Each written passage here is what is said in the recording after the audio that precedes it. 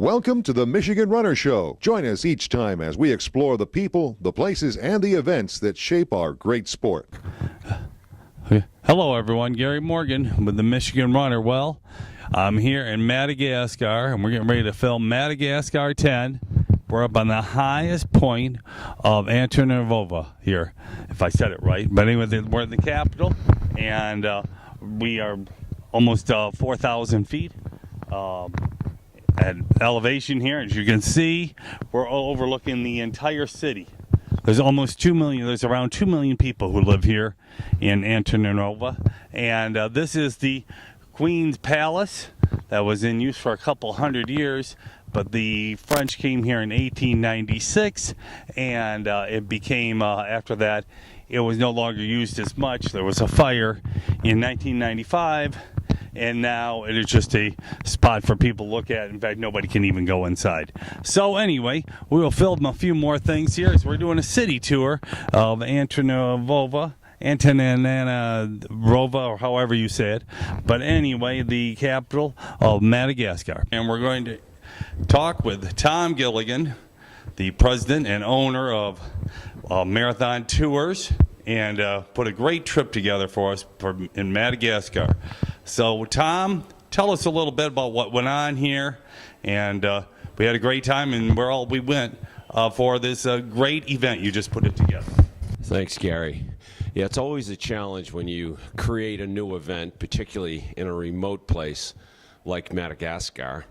I'd been here 3 other times to make the plans for it, and it was 6 years in the making to find a good course, to meet with the local tourism and business officials to get their cooperation and permission to run, because we were running through Ishalo National Park, which is the most beautiful national park in Madagascar, and it was a spectacular course.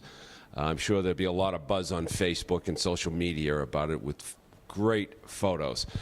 So the course worked out extremely well. I was surprised it came out as well as it did in the first time, because we always know there's going to be some glitches, but there were no major glitches.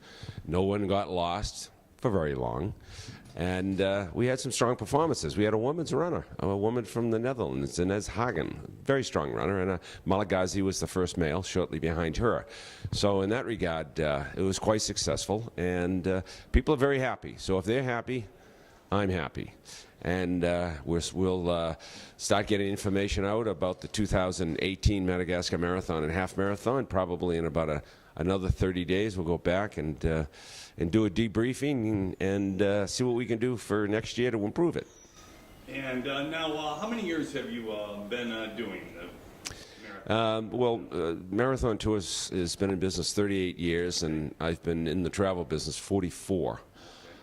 So I've dedicated a good part of my life to bringing people around the world to all 7 continents, to explore the 7 continents one stride at a time. That's our mission statement, and that's what we try to do. And we've got, on this trip in particular, mostly repeat clients, the real pioneers of adventure running, who want to explore the next great frontier where running really hasn't happened very much. And now, like I said, you've done trips everywhere.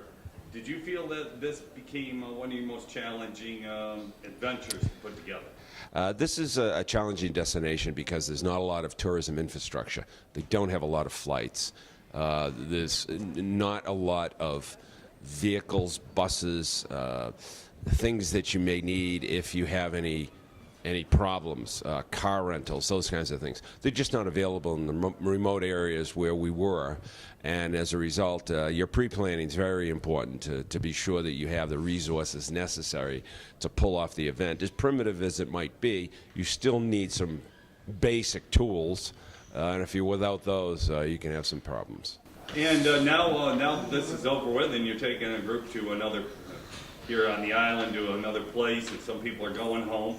Have you thought about putting another exotic trip together in the next year or two? Well, there's always something on the back burner that's steaming a little bit, but we don't want to announce it until we know we're going to move forward on it. Okay. Well, thank you for an awesome trip. Everybody had a great time. And like I said, it's been on social media already, and it's been nothing but positive reviews. Everybody's loving the pictures from everybody who's sent them all over the world here about this trip. So thank you, Tom, for everything. Thank you, Gary.